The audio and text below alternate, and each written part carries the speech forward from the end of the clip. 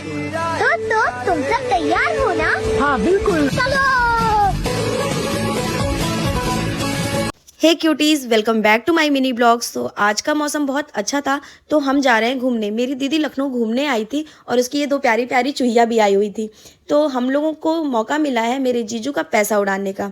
तो हम लोग जा रहे हैं मॉल घूमने जो हमारे लखनऊ में बहुत फेमस है। और ये आ गया है इकाना स्टेडियम जहाँ आईपीएल और बहुत सारे मैचेस होते हैं। कमेंट करके ज़रूर बताइएगा कि आपकी फेवरेट टीम कौन सी है और फेवरेट प्लेयर भी।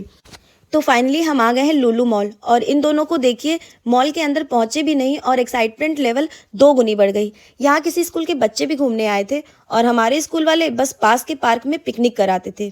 तो सबसे पहले हम गए लुलु हाइपर मार्केट। यहाँ जो चीज़ किसी ने सुनी भी ना हो वो चीज़ भी मिलती है। और इन दोनों की मस्ती तो देखो, फिश देखकर तो बहुत ही खुश हो गई ये।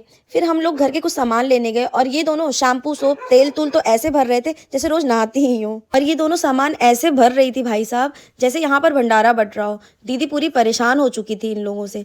इतना कुछ करने के बाद फिर हम लोगों ने सोचा इन लोगों को भी कुछ दिला देते हैं। तो दीदी ने इन्हें चॉकलेट और किंडर जॉय दिला दिया।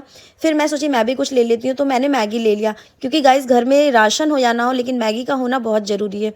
क्योंकि जो मेरी तरह बाहर रहते हैं ना वो इस चीज़ को रिलेट कर सकते हैं।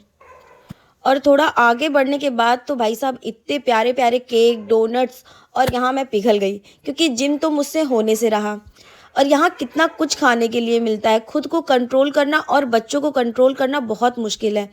और भाई बच्चों को कंट्रोल करवाना भी क्यों है। तो मैंने अपने बच्चों को डोनट्स दिलाए और कुछ जो उन्हें खाना था वो दिला दिया, 1-2 चीज़ें।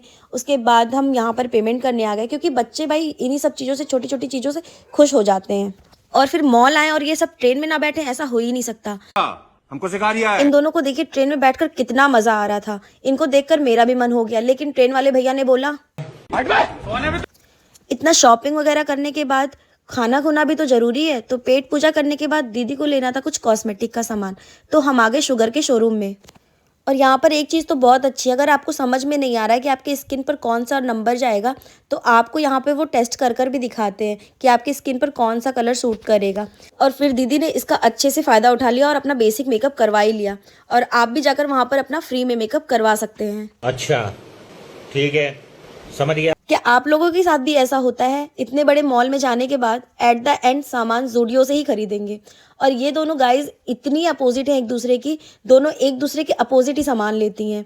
तो सामान वगैरह लेने के बाद अब हम चले घर की ओर। मिलते हैं आपसे नेक्स्ट ब्लॉग में। Thank you for watching, bye.